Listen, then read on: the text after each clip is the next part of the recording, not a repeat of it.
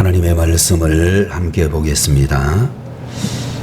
하나님의 말씀은 베드로전서 2장 4절과 5절 말씀을 먼저 보겠습니다. 베드로전서 2장 4절입니다. 사람에게는 버림바가 되었으나 하나님께는 택하심을 입은 보배로운 산돌이신 예수께 나아가 너희도 산돌같이 신령한 집으로 세워지고 예수 그리스도로 말미암아 하나님이 기쁘게 받으실 신령한 제사를 드릴 거룩한 제사장이 될지니라. 9절 한 절을 더 보겠습니다. 그러나 너희는 택하신 족속이요 왕같은 제사장들이요 거룩한 나라요 그의 소유가 된 백성이니 이는 너희를 어두운 가운데서 불러내어 그의 기이한 빛에 들어가게 하시니에 아름다운 덕을 선포하게 하려 하심이라. 아멘.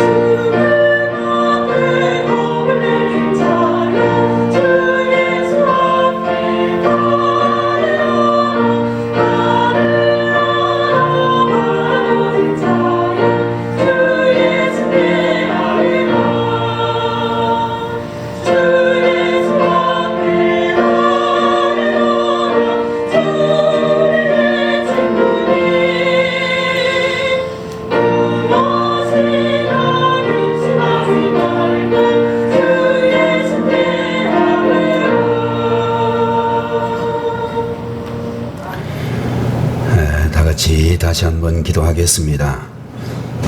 전능하신 우리 아버지 하나님, 오늘 이 시간도 주의 사랑하는 자녀들을 통하여 찬양을 받으신 줄 믿고 감사드립니다. 이 시간에도 주께서 우리 가운데 임하셔서 말씀해 주시고 사랑하는 성도들이 이 말씀을 통하여 날마다 새로워져 갈 수 있도록 늘 은총을 더하여 주시옵소서. 부족한 종의 입술에 파수꾼을 세우시고 성령의 감동과 감화를 받아 성령의 말하게 하심을 따라 주의 말씀을 담대히 전하게 하시고 사랑하는 우리 성도들 모두가 다 이 땅에서 말씀에 순종하며 살아가는 주님의 귀한 종들로 삼아 주옵소서. 예배의 시종을 우리 주님께서 온전히 주관하여 주시기를 바라옵고 예수님의 이름으로 간절히 기도 올리옵나이다. 아멘. 오늘 시간에는 베드로전서 2장 4절 5절 그리고 9절에 있는 말씀을 가지고 거룩한 예배자가 되라 라고 하는 제목으로 말씀을 함께 보도록 하겠습니다. 여러분들, 우리 성도님들이 정말로 신앙생활을 하면서 교회에서 제일 중요한 일이 무엇일까 라는 생각을 해보게 되면 아마도 대부분의 성도님들이 모두 생각하시기를 예배가 제일 중요합니다 라는 말씀들을 할 줄로 그렇게 생각을 합니다. 여러분들, 우리는 일반적으로 교회가 가지고 있는 몇 가지의 기능에 대해서 이야기하게 될 때에 첫 번째로는 예배이고, 두 번째로는 또한 교육이며, 세 번째로는 선교이고, 그 다음에는 교제이고 또는 봉사이다, 뭐 이런 이야기들을 할 수도 있을 것입니다. 예배를 드리는 자세에 대하여 써놓은 글이 있는데, 멀거니 강단을 응시하는 딴생각파라고 하는 사람들도 있고, 주보에다가 밑줄을 긋고 교정까지 하는 읽기파도 있으며, 예배를 시작하는 순간부터 졸기 시작하는 수면파라고 하는 사람들도 있고, 수시로 시계를 들여다보는 시간 절약파, 옆 사람과 글로 대화를 하는 쪽지파, 예배 후에 회의를 준비하는 회의파, 예배 시간에 성경 읽기로 시간을 때우는 독서파, 주위에 있는 아기에게 눈을 맞추고 아기에게 집중하는 유모파, 설교 꼬투리 잡기 위해 혈안이 되어 있는 시험 채점파, 처음부터 끝까지 팔짱을 낀 채 예배를 구경하는 관람객파와 같은 수많은 종류의 예배 참여자들이 있다라고 알려져 있습니다. 그러나 여러분들도 아마 다 잘 아시겠지만, 이렇게 예배를 드리는 것은 진정한 예배 드리는 자세가 될 수 없다, 그렇게 생각이 되어지는 것입니다. 또 그와 같은 자세를 가지고 예배를 드리는 모든 이 예배를 하나님은 절대로 받지 아니하시고, 또한 성령이 역사하시지 않으실 것이다 라고도 생각할 수 있습니다. 이사야 1장 10절에서 12절까지 있는 말씀에, 너희 소돔에 관한들아 여호와의 말씀을 들을지어다. 너희 고모라의 백성아, 우리 하나님의 법에 귀를 기울일지어다. 여호와께서 말씀하시되, 너희의 무수한 재물이 내게 무엇이 유익하뇨? 나는 순양의 번제와 살찐 짐승의 기름에 배불렀고, 나는 수송아지나 어린 양이나 순염소의 피를 기뻐하지 아니하노라. 너희가 내 앞에 보이러 오니 그것을 누가 너희에게 요구하였느뇨? 내 마당만 밟을 뿐이라. 이런 말씀이 기록이 되어져 있습니다. 여러분들, 우리 하나님께서는 형식적으로 성전 뜰만 밟고 가는 사람을 기뻐하신 적이 한 번도 없으시다라고 하는 것입니다. 오늘 여러분들, 우리는 거룩한 예배자가 되어야 되겠는데, 그러기 위하여 우리는 말씀을 통하여 첫 번째로 주님은 예배자를 찾고 계신다라는 것을 먼저 생각해 보셔야 되겠습니다. 여러분들, 우리 하나님께서는 성경에 보니까 상처받은 사람들, 또는 가난하고 굶주린 사람들, 죄인들까지도 하나님께서는 기쁘게 받아주신다라고 말씀을 하시고 있습니다. 그러나 요한복음 4장 23절에 있는 말씀에 보면, 아버지께서 참으로 예배하는 자들은 신령과 진정으로 예배할 때가 오나니 곧 이때라. 아버지께서 이렇게 자기에게 예배하는 자들을 찾으시느니라 라는 말씀을 볼 수가 있는데, 여러분들, 하나님께서는 봉사자들보다, 전도하는 사람들보다 가장 먼저 예배하는 자를 찾으시고 예배하는 자를 인하여 기뻐하신다라고 말씀해 주시고 있는 것입니다.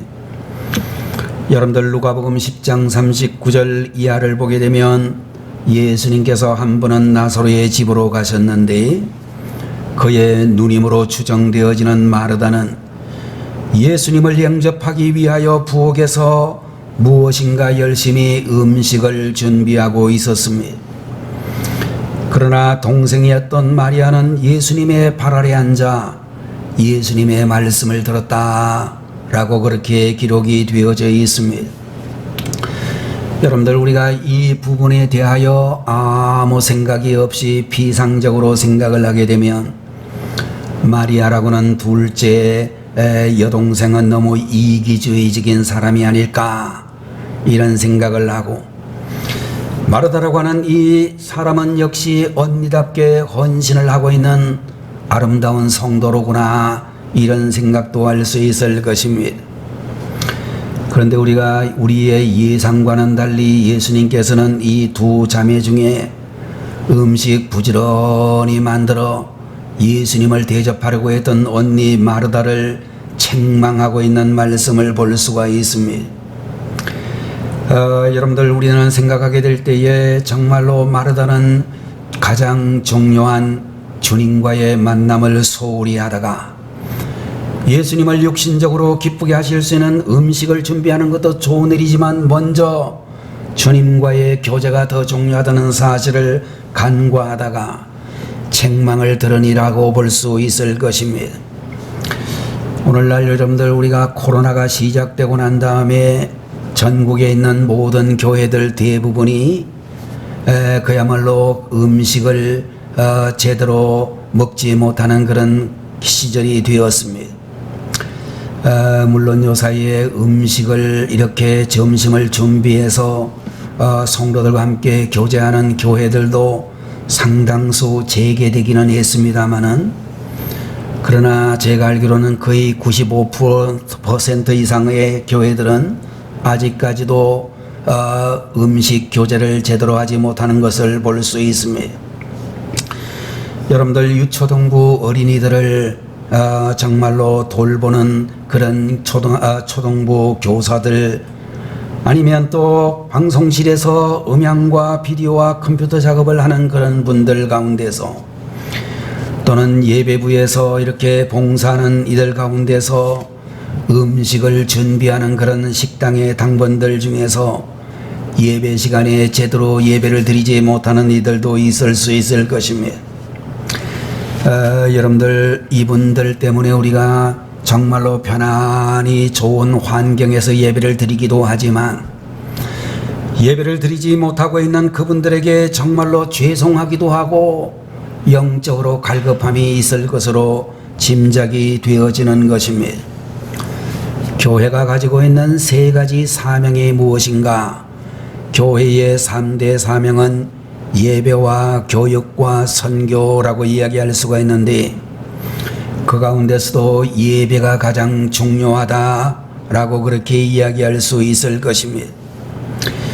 여러분들, 오늘 본문 9절에 있는 말씀을 보게 되면, 그러나 너희는 택하신 족속이요 왕같은 제사장들이요 거룩한 나라요 그의 소유가 된 백성이니 이는 너희를 어두운 데서 불러내어 그의 기이한 빛에 들어가게 하시니에 아름다운 덕을 선포하게 하려 하심이라, 그런 말씀을 해주시고 있습니다. 여러분들, 여기에 있는 말씀을 통해서 우리가 알 수 있는 것은 주님 앞에 예배를 드리는 일이 최우선이다 라고 하는 그런 말씀을 강조해 주고 있고, 우리는 왕같은 제사장들로서 먼저 하나님 앞에 예배를 드리고 그 다음에 세상에 나가 주님의 아름다운 덕을 선포하는 자가 되어야 된다, 그렇게 말씀해 주시고 있습니다. 여러분들, 교회는 어떤 곳인가? 사회를 위한 곳이라고 말할 수가 없고 하나님을 위한 곳이라고 말씀을 드려야 되겠습니다. 여러분들, 우리는 이 교회가 사회 제도 개혁을 위해서 세워진 그런 곳이 아니라 하나님 앞에 예배를 드리는 것으로 하나님이 세워주신 곳이 바로 이 교회다, 그렇게 말씀드릴 수 있습니다.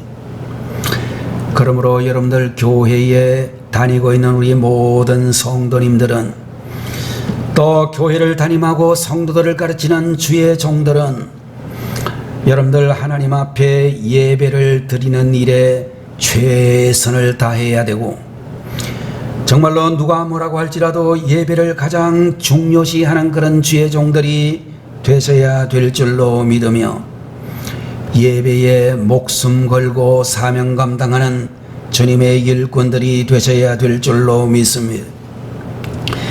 제가 생각하기에 이 이야기는 아마도 대형 교회에 다니는 성도가 했던 이야기라고 생각이 되어지는데, 이런 글을 써놓았습니다.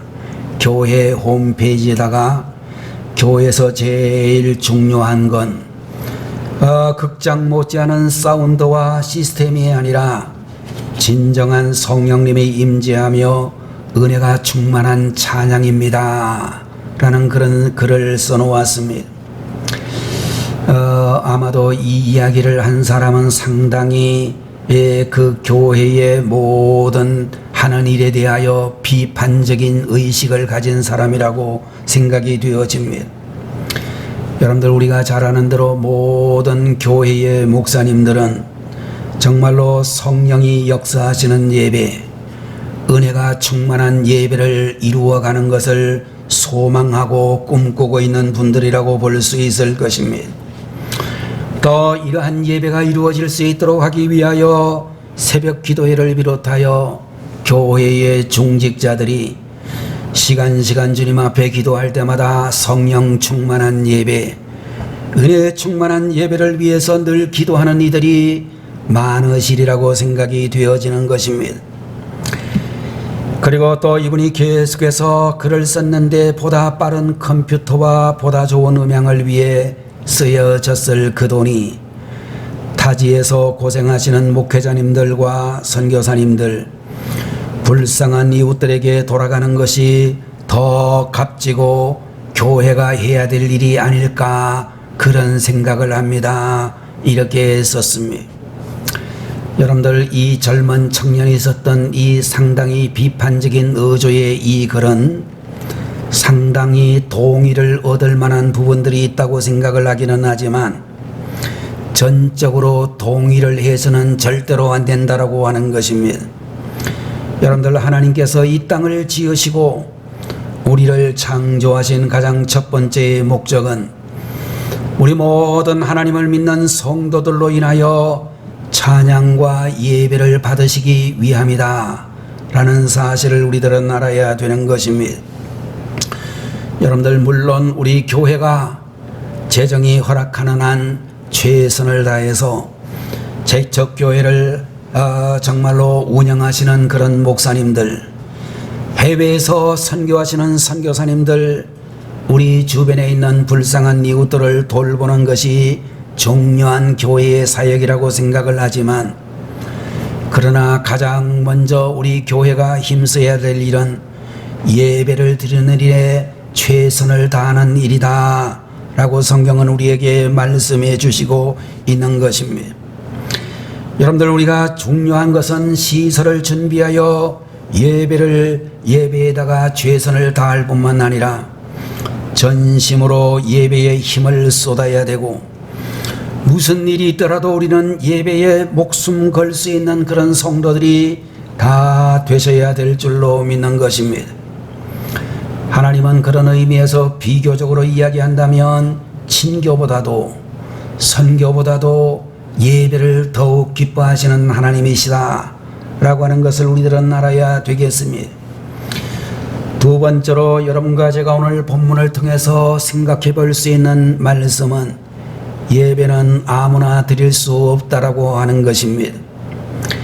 과거 구약시대에는 레위지파 출신의 제사장들이 성소에 나아갈 수가 있었습니다. 짐승의 피를 가지고 하나님 앞에 피의 제사를 드릴 수 있었고, 이 제사장들 외에는 아무도 직접적으로 하나님 앞에 제사를 드릴 수가 없었습니다. 일반 백성들은 제사장을 통하여 예배를 드릴 수밖에 없었습니다. 그러나 여러분들, 히브리서 10장 19절에서 22절까지 있는 말씀이, 그러므로 형제들아 우리가 예수의 피를 힘입어 성소에 들어갈 담력을 얻었나니 그 길은 우리를 위하여 휘장 가운데로 열어놓으신 새롭고 산 길이요, 휘장은 곧 저의 육천이라. 또 하나님의 집 다스리는 큰 제사장이 계심에 우리가 마음의 뿌림을 받아 양심의 악을 깨닫고 몸을 맑은 물로 씻었으나 참마음과 온전한 믿음으로 하나님께 나아가자라고 그렇게 말씀해 주시고 있습니다. 여러분들, 과거 옛날에는 제사장들만 하나님 앞에 나아갈 수 있었지만 이제는 예수 그리스도의 보혈의 피를 믿는 사람은 누구나 하나님 앞에 나아갈 수 있다라고 예수님께서 우리를 하나님 앞에 나아갈 수 있도록 보증해 주셨다라고 하는 것입니다. 지금부터 벌써 70년도 더 전의 옛날 이야기가 되겠습니다마는 6.25 전쟁, 한국 전쟁 시절에 이런 일이 있었습니다. 북한 공산군이 갑자기 1950년 6월 25일 새벽 4시에 155km, 지금은 휴전선이 155km라고 합니다마는 옛날 38선을 돌파를 해가지고 3일 만에 서울을 점령하고 석 달이 못 되어 우리나라 전국에 그야말로 90% 가까운 그런 영토를 점령해 버렸습니다. 그러다가 유엔군이 파견되어지고 우리 한국군도 그야말로 재무장을 해서 북쪽으로 이렇게 올라가게 되었는데, 여러분들 1950년 10월 1일 대한민국 육군 제3사단 보병 제3사단 백골부대가 38선을 돌파해서 북으로 올라가게 되었습니다. 여러분들, 한국군과 유엔군이 38선을 돌파했던 10월 1일, 그것이 국군의 날이 되어졌다는 이야기를 제가 들은 것 같습니다. 그러다가 여러분들이 아시는 대로 이제 북으로 올라가서 압록강 초산이라고 하는 지역에서 압록강 물도 우리 부대들이 마셨다는 이야기가 있는데, 중공군이 인해 전술로 다시 개입을 하는 바람에 1951년 1월 4일 일사후퇴라고 하는 그런 사건을 통해서 북한 땅에 있던 우리 한국군과 유엔군이 다시 남쪽으로 내려오게 되었습니다. 그때 여러분들, 북한 땅에 있던 수많은 우리 기독교인들이 6.25가 처음 시작되었을 때는 그야말로 나올 수조차 없었던 그런 우리 기독교인들 가운데 수많은 분들이 이제 남으로 피난을 오게 되었습니다. 어떤 교회의 목사님께서 교인들과 함께 피난민 무리에 섞여서 남하를 하고 있는데, 지나가는 동네마다 설치되어진 검문소에서 신분증을 조사하며 혹시라도 이 피난민 중에 공산군이 있는 것은 아닌가 그렇게 구별하고 있었습니다. 그래서 교인들이 검문소를 지날 때마다 신분을 증명하기 위하여 어려움을 겪고 있는데, 그때마다 동행하시던 그 목사님께서 자신의 목사 신분증을 보여주면서 이 사람들은 전부 제가 함께 예배드리고 말씀을 가르치던 그런 성도들인데 제가 이분들의 신분을 책임지겠습니다, 그렇게 이야기를 하면 아무 문제 없이 한국군이나 유엔군이나 무사 통과를 시켜주었다라는 그런 이야기가 있습니다. 여러분들, 오늘날 우리들도 하나님 앞에 나갈 만한 어떤 자격도 가지고 있지 못한 사람들이지만 예수님께서 우리의 신분을 보증해 주심으로 예수님을 통해서 하나님 앞에 나아갈 수가 있고, 그리고 하나님 앞에 신령과 진정으로 예배드릴 수 있는 존재가 되었습니다. 여러분들, 예수님을 믿는 사람들은 집이 고하를 막론하고 남녀노소를 불문하고 누구든지 하나님 앞에 나가 예배에 참여할 수 있게 되어진 것입니다. 여러분들, 우리 성도님들 모두가 다 예수님의 덕택에 우리는 예배를 드릴 수 있는 특혜를 받은 하나님의 자녀들이 된 줄로 분명히 확신하는 것입니다. 그렇다면 이제 여러분과 제가 주님 앞에 나와 어떻게 예배를 드려야 되는가? 우리가 예배를 드릴 때 어떤 자세로 드려야만 성공적인 예배를 드릴 수가 있는가 라고 할 때에 세 번째로 생각할 수 있는 것은 주님의 방법대로 드려야 된다라고 하는 것입니다. 여러분들, 예배는 예배의 주인이 되시는 주님께서 원하시는 방법으로 드려야 되고, 예배는 주님께서 가르쳐 주신 주님의 방법대로 드려야 될 줄로 분명히 믿는 것입니다. 여러분들, 우리는 휴대폰을 사든지 아니면 텔레비전을 구입을 하든지, 여러분들, 우리가 여러 가지 전자기기들을 준비하게 될 때에, 사게 구입하게 되어질 때에 반드시 그것을 사용하는 그런 매뉴얼이 같이 따라오는 것을 볼 수 있습니다. 그래서 여러분들, 아마 이 자리에 계신 우리 젊은 청년들은 매뉴얼을 보면 금방 이해가 돼가지고 우리가 메시지는 어떻게 작성하고 전송을 할 수 있는지, 카톡은 또 어떻게 개설을 하고 카톡으로 은행 업무까지 어떻게 볼 수 있는지 여러분들은 금방금방 잘하는 분들이 많이 계실 것입니다. 저도 우리 교회도 농협에다가 이제 정기 전용 계좌를 만들어 놨기 때문에 거기에서 정말로 농협을 사용하는 무슨 톡인지 뭐가 있더라고요. 근데 제가 듣기는 분명히 농협 직원한테 잘 들었는데, 들을 때는 또 이해가 돼가지고 알겠다라고 얘기를 했는데 집에 와서 생각해 보니까 아무것도 모르겠어요.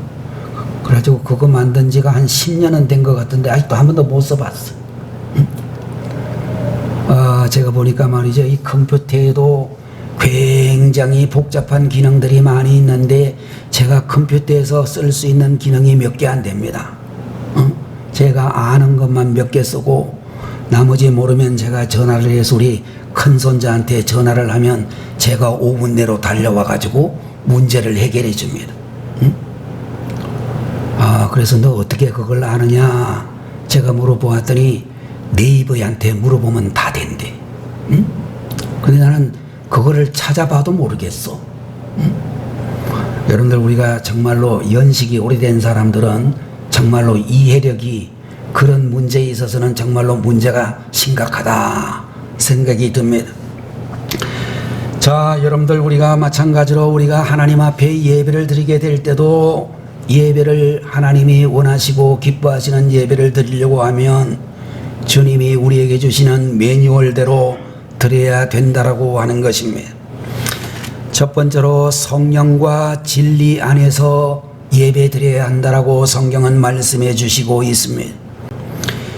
여러분들, 신령과 진정으로 라고는 이 한글 번역은 헬라어 원어로 직역을 하게 되면 성령과 진리 안에서 라는 그런 말로 이해할 수 있습니다. 여러분들, 우리가 하나님이 기뻐하시는 참된 예배를 드린다라고 하는 이 말씀은 어디서 예배를 드리느냐라고 하는 장소의 문제가 아니라 어떻게 라고 하는 방법의 문제라고 가르쳐 주시고 있습니다. 여러분들, 성령의 인도하심을 받아 성령의 능력으로 예배를 드리게 될 때에 하나님이 받으신다라고 그렇게 우리에게 말씀해 주시고 있고, 진리 안에서 드려야 된다라고 하는 이 말씀은 예배를 드릴 때에 개인의 소견대로 따라서는 안 되고, 어떤 교파나 단체나 목사의 방법을 따라서는 안 되고, 하나님의 말씀을 따라 예배를 드려야 한다, 그런 의미라고 하는 것입니다. 오늘 이 시간에도 여러분들, 우리가 하나님 앞에 예배를 드릴 때에 이 예배는 하나님이 기뻐 받으시는 예배가 될 수 있고, 또 여러분들, 예배는 항상 말씀 따라 말씀의 의미를 따라 예배를 드려야 된다라고 하는 것입니다. 두 번째, 우리 하나님이 주신 방법은 기쁨으로 예배를 드려야 된다라고 말씀해 주시고 있습니다. 여러분들, 우리는 예배를 드리게 될 때 우리 성도님들, 우리의 얼굴이 기쁨이 넘치는 얼굴이 되고, 축제에 참여하는 그런 얼굴들이, 그런 마음들이 되셔야 될 줄로 믿는 것입니다. 우리가 어렸을 때에 명절을 맞이하는 그런 가운데 있으면 굉장히 기대를 많이 하고 그리고 마음이 두근두근했던 그런 기억을 가지고 있습니다. 제가 생각해 보니까 정말로 어려웠던 경제가 말썽단이었던 그 옛날 시절에도 명절은 참 좋았던 그리고 기뻤던 그런 기억들이 있는 것 같습니다. 명절이 되면 사방에 좀 이렇게 떨어져 있던 일가 친족들이 다 모이고 온 동네에 어르신들 계시는 곳에는 죄다 가가지고 세배를 드리고 이렇게 정말로 기쁨으로 지냈던 기억이 있습니다. 요사이 여러분들 텔레비전 뉴스를 보니까 명절이 되기는 됐는데 경기가 말씀이 아니다, 이런 뉴스가 계속 보도되고 있더라고요.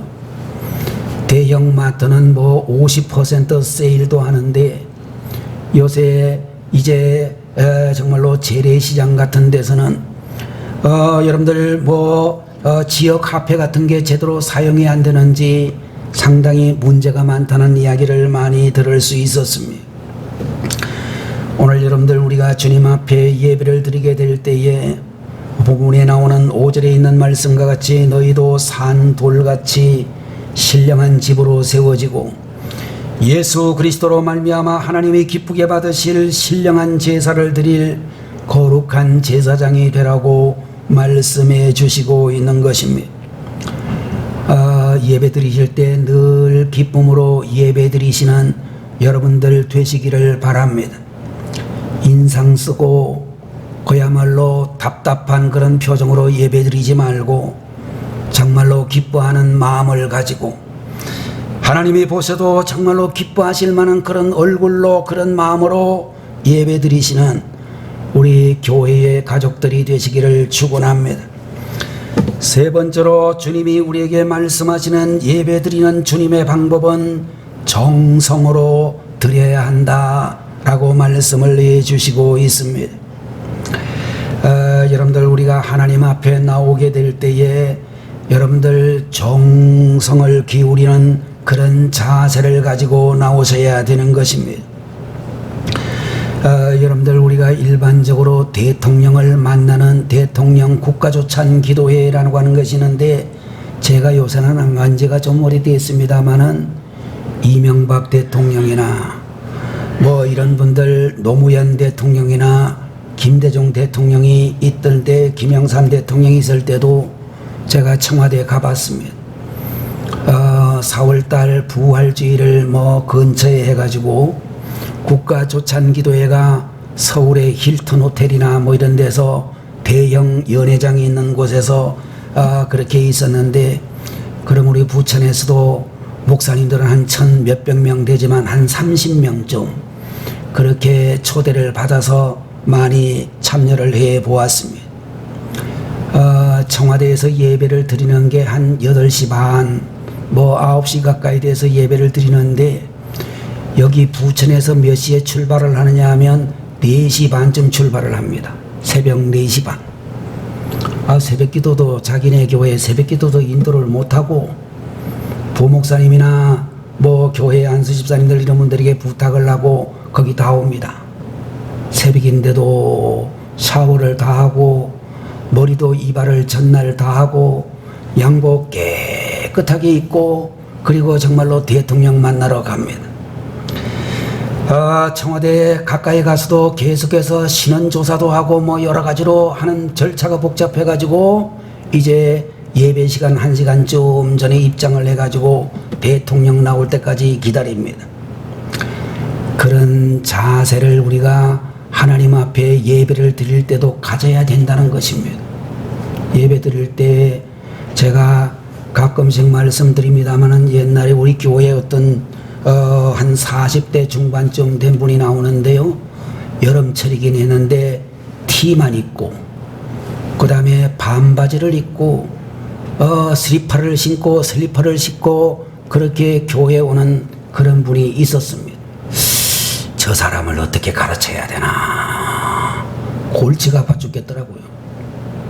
한 번만 그러면 좋겠는데 그러면 그냥 눈 감고 넘어가겠는데 계속 교회를 나올 때마다 그렇게 나오더라고요.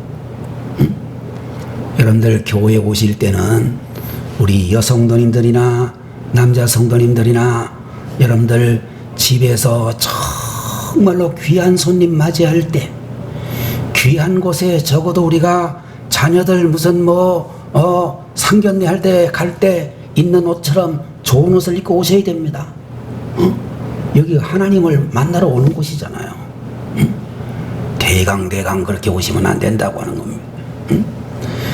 자, 그런 의미에서 여러분들 우리는 하나님 앞에 나와서 그렇게 예배를 드리는 자세가야말로 정성을 쏟는 자세라고 이야기할 수 있을 것입니다. 성령과 진리 안에서 그리고 기쁨으로 정성을 다해서 예배를 드릴 때에 그 예배는 성공적인 예배에 이를 수가 있고 거룩한 예배자의 자세를 가지게 될 줄로 믿습니다. 여러분들 예배에다가 목숨을 걸어야 한다라고 하는 말씀을 제가 몇 번 지금 강조를 하고 있는데 예배에 목숨을 걸 필요가 있을까 그런 생각도 하시죠. 그런데 여러분들 지금 이 시간에도 여기서 불과 몇백 리 안 되는 북한 땅에서 예배를 드리러 가기 위해는 그런 성도님들은 여러분들 그분들 목숨 걸고 예배를 드리고 있습니다. 북한 땅에 기독교인들이 있을까요? 없을까요? 북한의 공식적인 통계에는 기독교인은 한 사람도 없다 그렇게 얘기합니다. 북한의 통계에는 기독교인 없습니다. 북한의 평양에 있는 봉숙교회라든지 몇몇 기독교 교회 천주교회도 있고 그렇다는데 그런데 그 예배 드리는 사람은 누구인가? 그 사람들 다 공산당 당원들입니다. 남쪽에 유력한 목사님들이 오시든지 미국의 유력한 목사님들이 오셔서 북한 땅에 종교의 자유가 있는가 없는가 조사하러 올 때 그분들이 동원하는 공산당들입니다. 그 사람들은 예배 드린다 말하지 않고요 행사하러 간다고 얘기합니다. 그거 진짜 교인 아닙니다. 그런데 북한에서 탈북한 성도들의 이야기를 들어보면 북한 땅에는 적어도 40만 명 이상의 기독교인들이 존재한다고 이야기합니다. 그리고 그 40만 명들 가운데서는 정말로 목숨 걸고 예배를 드리다가 들키면 예배를 드리다가 체포되면 그야말로 총살을 당할 수 있는 그런 위험을 무릅쓰고 예배를 드린다고 하는 것입니다. 여러분들 오늘 이 자리에 계신 우리 성도님들을 비롯해서 우리 대한민국에 있는 성도님들이 북한 교회의 성도님들을 본받아야 된다고 저는 생각합니다. 예배를 드리기 위하여 목숨을 걸 수 있는 그런 자세, 그런 마음을 가지고 드리는 그 예배자를 거룩한 예배자라고 이야기할 수 있을 것입니다. 여러분들 이 시간에 우리 성도님들 성령과 말씀 안에서 최선을 다하여 기쁨으로 예배를 드리는 거룩한 예배자가 되시기를 바라고 북한 땅에 있는 우리 모든 형제 자매들처럼 하나님이 기쁘게 받으실 신령한 예배를 드리는 거룩한 예배자가 되어지시기를 주님의 이름으로 축원합니다. 기도하겠습니다. 거룩하신 우리 아버지 하나님, 오늘 이 시간에도 주님 저희들을 붙들어 주시고 거룩한 예배자가 되라고 말씀해 주시니 감사합니다. 우리 아버지 하나님, 하나님이 기쁘게 받으시는 신령한 예배는 성령으로 말씀으로 드리는 예배이며 기쁨으로 드리는 예배이며 최선을 다하여 정성을 다하여 드리는 예배인 줄로 믿습니다. 북한 땅에 있는 우리 사랑하는 형제 자매들 예배 한번 드리기 위하여 목숨을 건다고 하는데 오늘 우리들도 정말로 주님을 기쁘시게 하기 위한 예배자가 되기 위하여 목숨까지 걸 수 있는 주님의 자녀들 거룩한 예배자들이 다 되게 해 주옵소서. 명절을 맞이하여 이 자리에 없는 우리 성도들 하나님이 지키시기를 바라옵고 고향에서도 부모님과 함께 있는 그 자리에서도 예배에 함께 할 수 있는 저희들이 되게 하옵소서. 예수님의 이름으로 간절히 기도 올리옵나이다. 아멘. 다 같이 우리 다민이 위해서도 한번 기도하고 축도하겠습니다. 하나님 아버지, 주님의 크신 은총과 귀한 사랑을 감사합니다. 우리 교회의 유목사님의 귀한 아들 다민이가 이제 하나님께서 주신 모든 과제를 잘 이수하게 하시고 또 공군사관학교에 입교하여 졸업하고 한국 공군의 훌륭한 지도자가 될 수 있도록 하나님이 인도해 주시기를 원합니다. 야곱이 고향을 떠날 때에 적수 공군의 몸으로 떠났지만 돌아오게 될 때에 동방의 큰 부요한 자로 귀한 자로 고향으로 돌아올 수 있었듯이 이 사랑하는 아들의 장래도 하나님이 책임져 주시고 인도하시고 또 복을 더하여 주시옵소서. 그의 사랑하는 부모님들 이 아들을 보내놓고 늘 기도하게 하시며 하나님의 은혜를 힘있게 하여 주옵소서. 우리 교회도 이 귀한 아들을 위해서 기도하는 후원자들이 다 되게 하여 주시고 영광교회 출신으로 영광교회를 통하여 신앙이 자랐던 아들로서 하나님의 영광을 크게 나타내게 하시옵소서. 지금부터 우리 주님, 우리 다민이의 생애 전 과정에 일일이 개입하시고 주장하시고 인도하셔서 아름다운 주의 종 되게 하여 주옵소서. 이제는 우리 주 예수 그리스도의 은혜와 하나님 아버지의 극진하신 사랑과 성령님의 놀라우신 은총을 이 시간 주님 앞에 무리 숙여 예배드리는 우리 모든 주의 백성들 위에 이 시간 고향으로 향하여 떠난 우리 모든 믿음의 가족들 위에 지금부터 영원토록 함께 하시기를 간절히 축원하옵나이다. 아멘.